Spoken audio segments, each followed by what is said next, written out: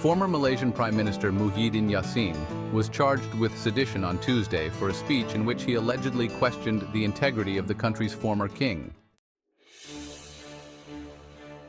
Muhyiddin, who served as Malaysia's leader from March 2020 to August 2021, pleaded not guilty in a court located in the northeastern state of Kelantan. The charge sheet indicates that his controversial remarks were made last month during a by-election campaign in the same state. Malaysia's monarchy operates on a rotating system, with 9 ethnic Malay rulers serving as king for 5-year terms since the country gained independence from Britain in 1957.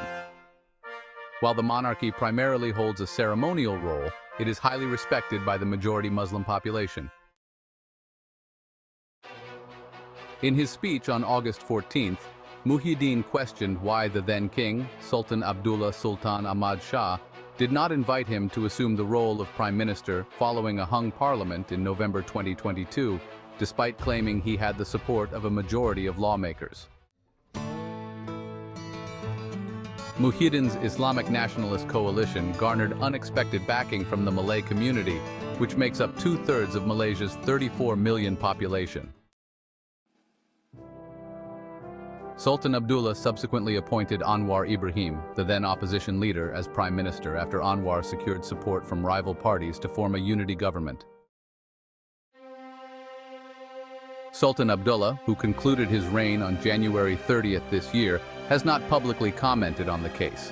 However, his son criticized Muhyiddin's statements, labeling them as dangerous and potentially divisive, which could undermine the royal institution. Following complaints, Muhyiddin was questioned by police. He denied any disrespect towards the monarchy, asserting that his comments were based on facts and that he had submitted a sworn declaration of support from 115 lawmakers in the 222-member parliament. Zaid Malik from Lawyers for Liberty, a human rights and legal reform organization, condemned the application of the colonial-era Sedition Act against Muhyiddin, arguing that questioning or criticizing the king's constitutional powers should not be considered seditious. The Sedition Act, introduced by the British in 1948, criminalizes speech or actions deemed to have a seditious tendency, including those that incite hatred against the government or monarchy or promote racial discord. The king is a constitutional monarch, not a feudal ruler. His exercise of power can be debated, questioned, or criticized, which is fundamental to our constitutional monarchy, Zaid stated. He also noted that Anwar had reversed his commitment to repeal the Sedition Act, which has historically been used to stifle dissent.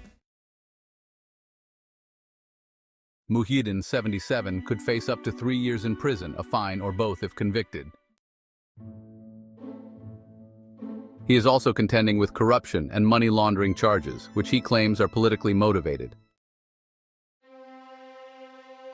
He is the second former prime minister to face criminal charges, following Najib Razak, who was charged with multiple offenses after losing the 2018 general election. Najib began serving a 12-year prison sentence in 2022, with several additional graft trials ongoing.